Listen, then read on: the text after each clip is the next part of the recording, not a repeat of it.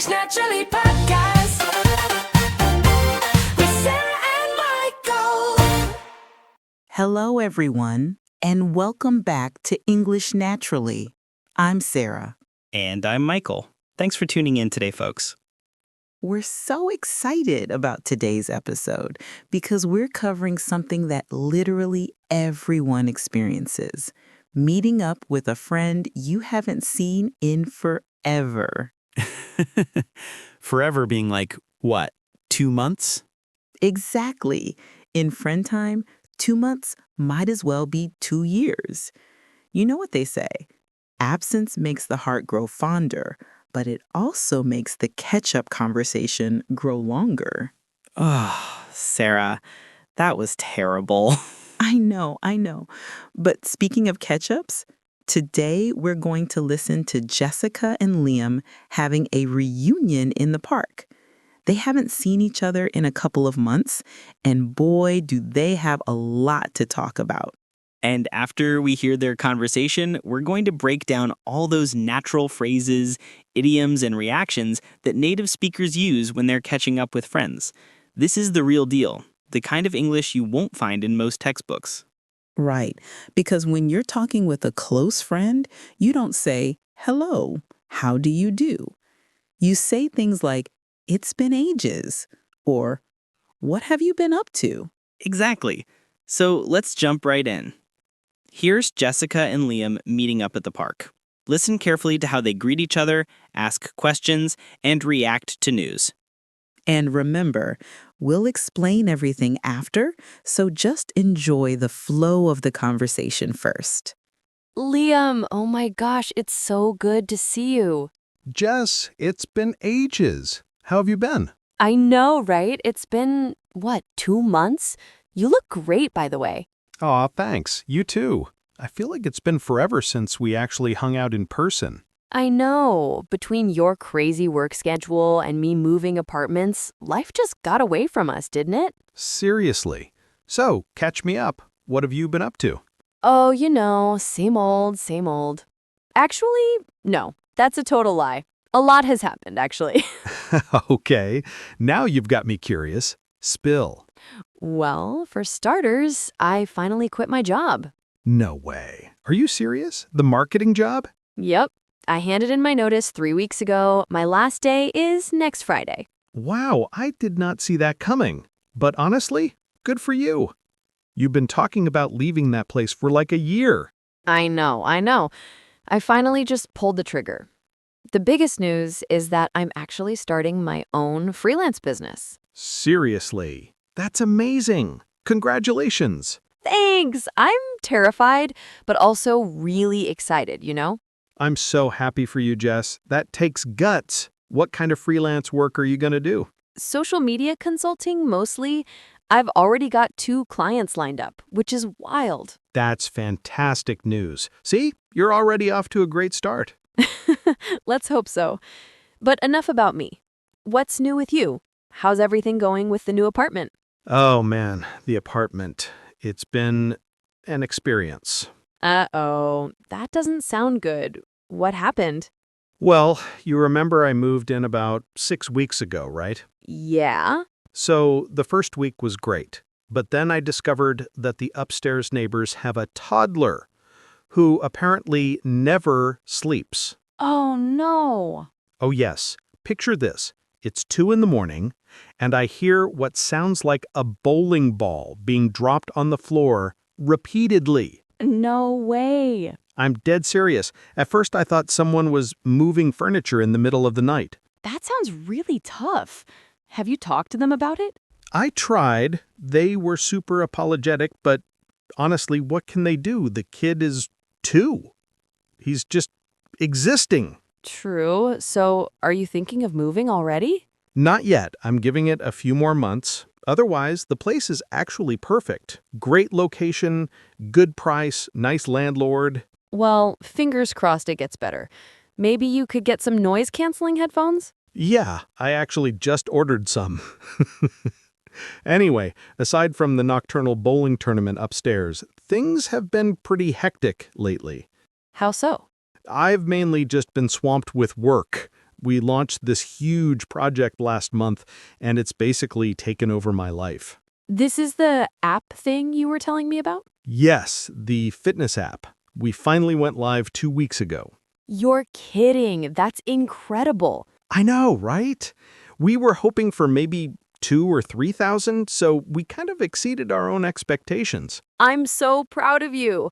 All those late nights paid off. Thanks, Jess. It's been exhausting, but yeah, it feels good to see it actually working. I bet. So, does this mean you're going to be even busier now? Probably for the next month or so. We're doing a big marketing push, and I'm leading that. But after that, things should calm down a bit. Well, make sure you're taking care of yourself. Don't forget to actually use your own fitness app. You sound like my mom. But yes, I promise. What about you? Beyond the job situation, what else is going on? Let's see. Oh, I started taking pottery classes. Pottery? Like making bowls and stuff? Exactly like making bowls and stuff. It's actually really relaxing. That's so cool. How did you get into that?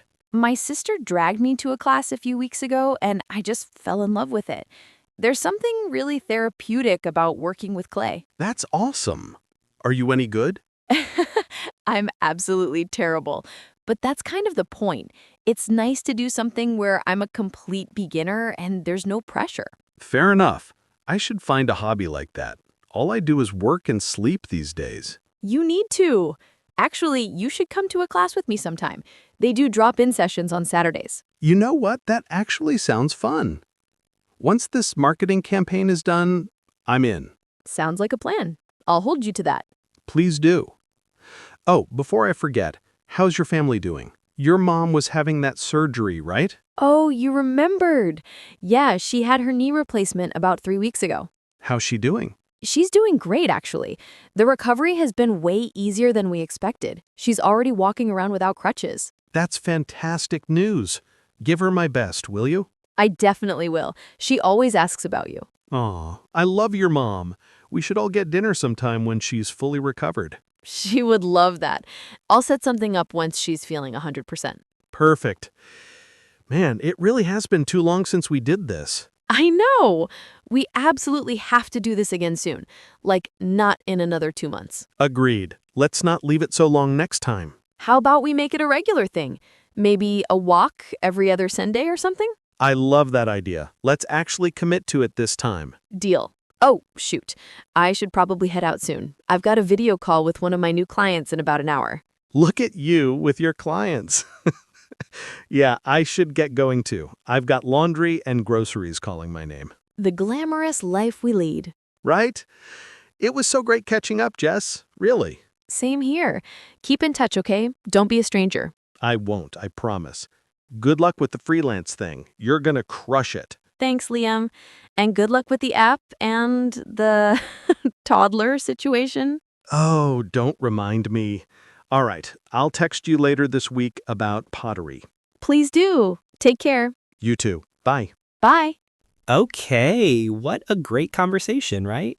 So natural, so friendly. That's exactly how native speakers talk when they're catching up. And there was so much packed into that conversation. I mean, they covered new jobs, new apartments, hobbies, family, the works. Exactly. So let's break it all down. We're going to go through this conversation section by section and teach you all the key phrases and patterns you heard. Starting with the greeting, because that's where things get interesting. So right at the beginning, Jessica and Liam don't just say hi or hello. Listen to what they actually say. Jessica says, "Oh my gosh, it's so good to see you." And Liam responds with, "It's been ages." These are much more energetic and emotional than a simple hello, right? That's because they haven't seen each other in a while, so there's excitement. "It's so good to see you" is a classic. You can use this with friends, family, colleagues you like, anyone you're genuinely happy to see. And "it's been ages." Now this is a great idiom. Ages here doesn't literally mean hundreds of years. It's an exaggeration that means it's been a long time. You can also say it's been forever. same meaning, same exaggeration. Like Sarah said earlier, 2 months in friend time feels like forever. Exactly. Now, Liam also asks, how have you been? Notice he doesn't just say, how are you? He says, how have you been? That's important. How are you is asking about right now, this moment. But how have you been is asking about the whole period since you last saw each other. It's a broader question. It's asking, what's happened in your life recently? And Jessica also gives a compliment. You look great. This is super common between friends. It's just a nice, friendly thing to say. Absolutely. You don't have to go overboard with compliments, but a simple, you look great, or you look good is perfect. So let's recap the greeting phrases. It's so good to see you. It's been ages, or it's been forever. How have you been? You look great. These are all warmer and more personal than just saying hi. Okay, after the initial greeting, the conversation moves into the main event, sharing news and updates. And this is where you hear some really useful phrases. Liam says, So, catch me up. catch me up. This is gold. It's a perfect natural way to say, tell me what's been happening in your life. It's informal and friendly. You would use this with friends or family, not in a professional context. Liam also says, what have you been up to? This is another classic. It means, what have you been doing? Or how have you been spending your time? You can also say, what's new with you? These are all different ways to ask the same thing. Tell me your news. And here's a pro tip. If you know something specific about your friend's life, ask about it directly. Liam says, how's everything going with the new apartment? That shows you remember what was happening in their life. It's more personal and thoughtful than just what's new. Let's list those key phrases. Catch me up. What have you been up to? What's new with you? How's everything going with... These phrases are like conversation keys. They unlock the door to all the juicy updates. Now, let's look at how Jessica and Liam share their news. This is where you learn how to summarize your life. Jessica starts by saying, oh, same old, same old. Same old is an idiom that means nothing new or exciting is happening. Everything is routine. But then she immediately corrects herself and says, actually, no, that's a total lie. A lot has happened, actually. Classic. She was being modest at first, but then she realized she actually has big news. When you do have news, you can say, actually, a lot has happened. The biggest news is that for starters, For starters is great because it implies there's more than one thing to share. It means first of all, or to begin with. Liam also shares his news. He says, things have been pretty hectic lately. Hectic means very busy and a little chaotic. It's when you have a lot going on and life feels a bit overwhelming. He also says, I've mainly just been swamped with work. Swamped with work is such a useful phrase. It means completely overwhelmed with work, like you're drowning in tasks. You can say swamped with anything. Swamped with emails, swamped with assignments, swamped with responsibilities. So the key phrases for giving updates are same old, a lot has happened, the biggest news is that for starters, things have been pretty hectic lately, I've been swamped with work. These help you frame your news, whether it's exciting, boring, or stressful. Okay, this is arguably the most important part of the entire conversation. Yes, this is what makes you sound natural and engaged. It's all about how you react to what your friend is telling you. When Jessica tells Liam she quit her job, he doesn't just say, okay, or I see. He says, no way, are you serious? That shows surprise and interest. No way is a really common exclamation. It means, I can't believe it, or that's so surprising. Then when she tells him about starting her own business, he says, Seriously? That's amazing! Congratulations! Multiple reactions. That's key. Native speakers layer their reactions. First surprise, then enthusiasm, then congratulations. And when Liam tells Jessica about the fitness app success, she says, "You're kidding! That's incredible!" You're kidding is another way to express surprise. It's like saying, are you joking? But it's rhetorical. You know they're not kidding. Now, reactions aren't just for good news. When Liam talks about his noisy neighbors, Jessica says, "Oh no, I'm sorry to hear that. That sounds really tough." That's empathy. You acknowledge that something is difficult or unpleasant. That sounds really tough is perfect for this. You can also say, "Is there anything I can do?" if you want to offer help. Exactly. So let's categorize these reactions. For good news. "No way! That's amazing! You're kidding! Congratulations! I'm so happy for you. That's fantastic news! That's incredible! I'm so proud of you." For bad or stressful news, oh no, I'm sorry to hear that. That sounds really tough. Is there anything I can do? And for surprising news, good or bad, seriously? No way. You're kidding. I did not see that coming. Wow. The magic is being enthusiastic and genuine. Don't just give one-word responses.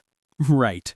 Compare good to no way. That's amazing. Which one sounds like you actually care? The second one, obviously. So we've greeted, we've shared news, we've reacted. Now how do we wrap things up? Jessica and Liam do this beautifully. Liam says, "Man, it really has been too long since we did this." That's a nice reflection on the conversation. It acknowledges that they enjoyed catching up. Then Jessica says, "We absolutely have to do this again soon." We absolutely have to do this. That's emphatic. It shows you really mean it. And then Liam says, "Let's not leave it so long next time." This is such a common phrase. "Let's not leave it so long" means let's meet up sooner next time. They also make a concrete plan. Jessica suggests a walk every other Sunday. Making a specific plan is important. Otherwise, "we should meet up soon" just becomes an empty promise. When Liam agrees, he says, "Sounds like a plan." This is a casual way to agree to a suggestion. And at the very end, Jessica says, "Keep in touch, okay? Don't be a stranger." Don't be a stranger is a lovely idiom. It means stay in contact, don't disappear. Liam also says it was so great catching up. Catching up, there's that phrase again. It's what you call this whole type of conversation. So the key phrases for ending and making future plans: it was so great catching up. We absolutely have to do this again soon. Let's not leave it so long next time. Keep in touch. Don't be a stranger. Sounds like a plan. These phrases help you end on a warm, friendly note and set up your next meeting. Before we get to the challenge, let's talk about a few extra patterns we noticed. First, notice how often Jessica and Liam use each other's names. Jessica says Liam and Liam says Jess. Using names in conversation makes it more personal and engaging. It shows you're paying attention. Second, they use a lot of filler words and sounds like oh, man, you know, I mean. These are natural. Don't try to eliminate them. They make you sound more fluent and relaxed. And finally, notice the humor. Liam jokes about the toddler bowling tournament upstairs. Jessica makes a crack about the glamorous life we lead. Humor makes conversations enjoyable. If you can find opportunities to be playful or self-deprecating, do it.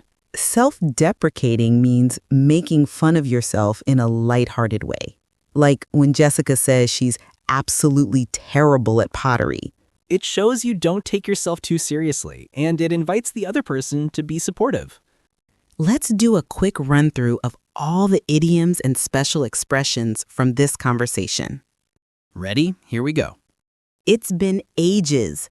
It's been a long time. Catch me up. Tell me what's been happening. Same old, same old. Nothing new or exciting. For starters, first of all, to begin with, Hectic, very busy and chaotic. swamped with work, overwhelmed with work. No way! An expression of surprise or disbelief. You're kidding! Another expression of surprise.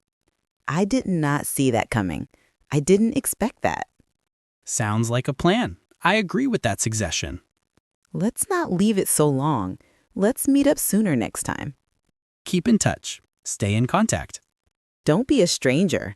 Don't disappear. Stay in contact. And finally, catching up. The act of sharing news and updates after not seeing someone for a while. These are all high-frequency, natural expressions. If you learn these, you'll sound much more fluent. Let's talk about how these phrases sound, because pronunciation matters. When you express surprise, your voice goes up. Listen. No way! The pitch rises on way. You're kidding! Same thing. The stress and pitch go up. When you're showing empathy, your voice often gets softer and lower. Oh no, I'm sorry to hear that. Try saying it with me. Oh no, I'm sorry to hear that. Demonstrating with empathetic tone. When your greetings like, it's been ages, you stress the key word. Ages gets the emphasis. And when you're ending the conversation, it was so great catching up. So gets the emphasis to show genuine feeling. Practice these with emotion. Don't just say the words flatly. Put feeling into them. Exactly. The difference between, that's amazing, said flatly, and that's amazing with enthusiasm is huge. Let's talk about some cultural aspects of these catch-up conversations. Minusling in English-speaking cultures, especially in places like the US, UK, Canada, and Australia, these friendly catch-ups are really important for maintaining relationships. Right. Friends don't just talk when they need something. They catch up just to stay connected. And it's considered polite to ask follow-up questions. If someone tells you news, don't just react and then talk about yourself immediately. Exactly. Jessica asks Liam about the apartment, and he asks her about her family. That's balanced conversation. Also, notice that they're not afraid to share both good news and struggles. Liam talks about his noisy neighbors, which is kind of a complaint, but it's done in a humorous way. That's common. Friends share the ups and downs. It's not all about bragging or all about complaining. It's balanced. And finally, making concrete plans to meet again is important. We should meet up sometime. Without a specific plan often means it won't happen. But let's meet every other Sunday for a walk. That's a real commitment. Let's talk about some mistakes learners often make in these conversations. Mistake number 1, not reacting enough. If someone shares news and you just say, okay, or good, you sound disinterested. Remember to use those enthusiastic reactions. That's amazing. No way. I'm so happy for you. Mistake number 2, being too formal. Don't say, I am very pleased to hear about your recent career transition. Right. Just say, that's awesome. You got a new job. Mistake number 3, not asking follow-up questions. If someone tells you something, show interest by asking more about it. Like when Jessica mentions pottery and Liam asks, how did you get into that? That keeps the conversation flowing. Mistake number 4, forgetting to share your own news. These conversations should be balanced. Don't just interview your friend. Share what's happening in your life too. And finally, mistake number 5, not making concrete plans to meet again. Talk to you later is fine, but let's meet for coffee next Tuesday at 3 p.m. is better. Before we get to the challenge, here are some ways you can practice these phrases. First, try recording yourself. Pretend you're meeting a friend and practice saying these greetings. It's so good to see you. It's been ages. Listen back to your recording. Are you putting emotion and energy into it? If not, try again. Second, watch TV shows or movies where friends are catching up. Notice what phrases they use. Shows like Friends, How I Met Your Mother, or even reality shows often have these conversations. Third, practice reacting to imaginary news. Pretend someone just told you they got engaged. What would you say? No way! That's amazing! Congratulations! I'm so happy for you. Practice reacting to different types of news. Good, bad, surprising. Get comfortable with those reactions. And finally, if you have a language exchange partner or friend who speaks English, have a real catch-up conversation. Use the phrases we taught you today. It might feel a little awkward at first, but the more you practice, the more natural it becomes. Okay, Michael, we're almost at the end. What's your biggest takeaway from today's episode? I think it's that authentic English conversations are full of emotion, reactions, and genuine interest. It's not just about exchanging information, it's about connecting. Perfectly said. Learning these phrases isn't just about memorizing words. It's about understanding how to be a good friend in English. And that means listening, reacting enthusiastically, asking follow-up questions, and being genuinely interested in the other person's life. Exactly. So don't be afraid to be enthusiastic. Don't worry about sounding too much. In English-speaking cultures, especially with friends, enthusiasm is appreciated. Absolutely. A flat good is worse than an over-the-top, that's incredible! Within reason, of course. But yes, energy and emotion are your friends. Literally. Okay, terrible pun aside, we hope you learned a lot today. And now it's time for our challenge. All right, everyone, here's your challenge for this week. We want you to practice having a catch-up conversation, but we're going to make it interesting. Here's what you need to do. Imagine you're meeting a friend you haven't seen in 2 months. We want you to write in the comments. Your greeting. Use at least 2 of the phrases we taught you today, like, it's been ages, or it's so good to see you. One piece of news you share. This can be real or imaginary. Use phrases like, the biggest news is that or things have been pretty hectic. A reaction to imaginary news from your friend. Pretend your friend just told you they got a new puppy. Write your reaction using the phrases we taught you. How you end the conversation and suggest meeting again. Use phrases like, let's not leave it so long, or we should do this again soon. So basically, you're writing a mini catch-up conversation in the comments. And here's the fun part. We'll read through the comments, and in our next episode, we'll share some of the best examples. We'll give you feedback and maybe even act out some of your scenarios. How cool is that? Very cool. So get writing, everyone. And don't be shy. There's no such thing as a perfect answer. We just want to see you practicing and having fun with it. Remember, you can be creative. Make up a funny scenario if you want. The goal is to use the language naturally. Exactly. So pause the video, write your comment, and share it with us. We can't wait to read them. All right, that's all for today's episode of English Naturally. We covered so much. Greetings, asking for updates, giving news, reacting enthusiastically, making plans, and wrapping up conversations. These are skills you'll use all the time if you're living in an English-speaking country or talking with English-speaking friends. And remember, the key is to be genuine, enthusiastic, and interested. If you enjoyed this episode, please give it a thumbs up, subscribe to our channel, and hit that notification bell so you don't miss our next video. And if you have suggestions for future topics, let us know in the comments. We love hearing from you. Thanks so much for watching, everyone. Keep practicing, keep learning, and most importantly, keep it natural. Until next time. Stay naturally fluent.